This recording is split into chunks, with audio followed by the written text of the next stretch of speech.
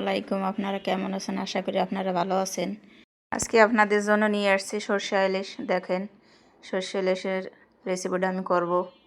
এখানে সর্ষেটা সুন্দর করে বাটতে হবে। তারপরে দেখুন এই যে মাছ দুইটা, কত বড় দুটো মাছ। আমি মাছ দুটো সুন্দর করে ধুয়ে কেটে নিয়ে এসেছি। তারপরে এখানে লবণ হলুদ এখানে আমি মাখিয়ে নিয়ে নিচ্ছি।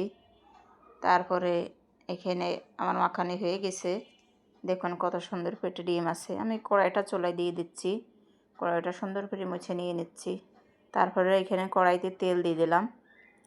তেলটা দেওয়ার পর আমি যে মশলাটা বাটছিলাম, সরষা পেঁয়াজ, ওগুলো আমি চুলায় দিয়ে দিলাম। তেলের ভিতরেও দিয়া এই দেখুন আমি সুন্দর করে নাড়া দিচ্ছি।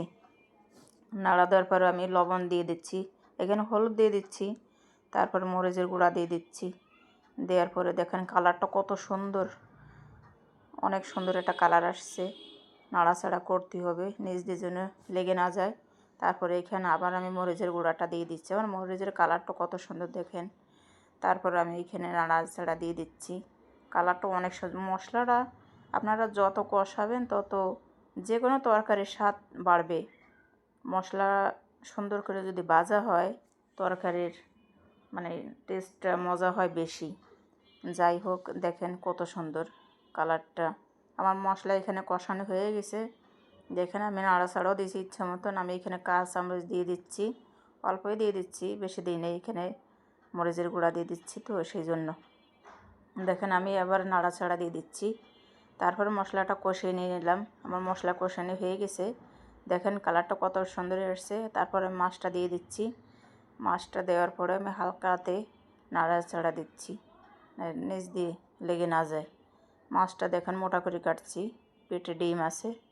ডিমওয়ালা মাছ যদি সরষে ইলিশ করা যায় মাছটা অনেক মজা লাগে। দেখেন আমি এখানে তবে পানি দিয়ে দিচ্ছি পরিমাণ মতন, বেশি পানি দেওয়া যাবে না। পানিটা দেওয়ার পরে আমি আবার নাড়াচাড়া দিচ্ছি। সুন্দর করে নাড়া দিচ্ছি যে মাছটা ভেঙে না যায়। কালারটা দেখেন সুন্দর একটা কালার আসছে। আবার নাড়াচাড়া দেওয়ার পরে আমি এইখানে আবার নাড়াচাড়া দিলাম। দেওয়ার পরে দেখেন আমি ঢাকা দিয়ে দিচ্ছি। ঢাকা দেওয়ার পরে তারপরে আমি চুলা টোলা আবার মুছে নিয়ে নিচ্ছি। এখানে মাছটা আবার উজলিয়ে দিয়ে দেখলাম মাছটা আমার হয়ে আসছে। কালারটা দেখেন পারফেক্ট একটা কালার। ওই যে বললাম মশলা যত কষাবেন তরকারির স্বাদ বাড়বে বেশি, কালারটা সুন্দর হবে। ইচ্ছে মতো মশলাটা কষাতেই হবে। আবার আমি একটু ঢাকা দিয়ে দিচ্ছি। তারপরে আমি এবার নাড়া দিয়ে দিচ্ছি, মাছটা যেন ভেঙে না যায়। মাছটা কত সুন্দর হয়েছে দেখেন কি সুন্দর। এই মাছটা আপনারা যদি বাড়ির ট্রাই করেন বাসা বাড়ি অনেক পেট ভরি ভাত খাওয়া যাবে। দেখেন কালারটাকে আমি নামায় নিয়ে নিচ্ছি। কত সুন্দর হয়ে আসছে এখানে দেখেন মাছটা। তারপরে আমি এইখানে মাছটা নামিয়ে নিয়ে নিলাম।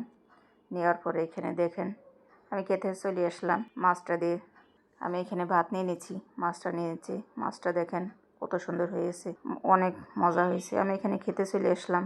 তারপরে আবার মাছের ডিম এখানে ভাতটা সুন্দর করে আমার ছেলে রাখলাম দিয়ে দিলাম। যদি ভালো থাকে লাইক কমেন্ট করেন এখানে।